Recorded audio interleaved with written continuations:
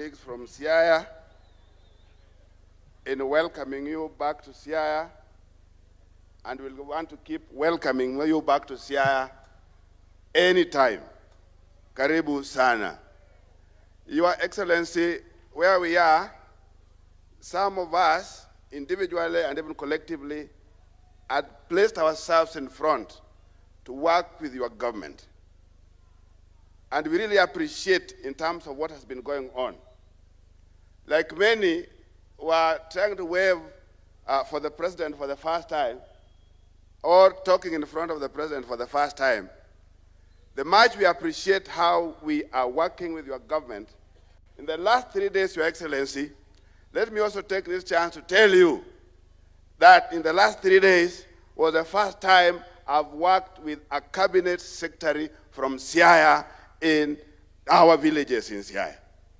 For the last 13 years that I've been in Parliament, I've never had an opportunity to work so closely with a cabinet secretary, with a minister of a government. And that was Opeo Wandai. We've worked for the last 3 days, going to the villages to see that we have power in all our areas. Your Excellency, this is for purpose of augmenting what we are doing. And I want to tell you, Mr. President, that including our community, that history is very clear in terms of who this community can work with. The works that can make this community work with other communities is very clear. History has had it, that there are people that this community can work with. And that is political history. But I can also say that even for purpose of geography, Your Excellency, there are areas, you cannot, what we call jigsaw fitting. You cannot fit America on the Arabian continent, minus going through Africa. But it's very easy to jigsaw fit the Americas on Africa. Similarly, when you take that geography, it's not very easy to jigsaw fit the basin on the eastern escarpment. It's much more easier to fix the basin on the western escarpment. And that's exactly where this community is headed to, our president. That we want to work together in terms of what is practical. And it's just practical that we can easily jigsaw fit with the west of the rift much more easily than the way we've been trying to fix ourselves with the east of the rift.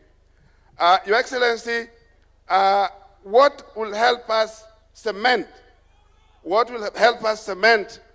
this relationship that we have with your government is the fulfillment of the little projects, promises here and there. We are disadvantaged. We may not have the coffee. We may not have the sugar cane. And we know you are doing a lot of work in those kind of economies. Our economy here needs quite a bit of fixing. Particularly, we know fisheries will take quite a bit of time, but that's an economy that we really need to put our efforts on. Your Excellency, Bondo, Siaya, towns. The government has done a lot of effort before. There is a water project that has been here. The government placed a lot of money. Siaya doesn't have water, Bondo doesn't have water, and it's the same project that is supposed to go to Rarieda. How happy will we be if when you are going to Sidindi, you are going to Ugunja, to launch a water project that started after the other one, the bigger one? We'll be more happy that water is in Siaya, water is in Bondo, and water reaches Rarieda. And to that extent, Your Excellency, if we can fix these kind of little things that we have, including the irrigation, little small irrigation projects that we have in our communities, plus the Zoya irrigation works, I'll be very happy. So thank you very much, Your Excellency. We'll be joining you constantly to make sure that our things work. Asanteni sana. Jothurwa, gimoro matin kende. Tedo katok dala, tedo mwasebedo kajo wadwa tedo jo jirani. Soya mabiro nwaga. Tile mabiro nwaga. Sao chopo. Mwabe korwadwa mondo watedi, wabende jomoko winjie sochwa. Ero uru kamano. Aya.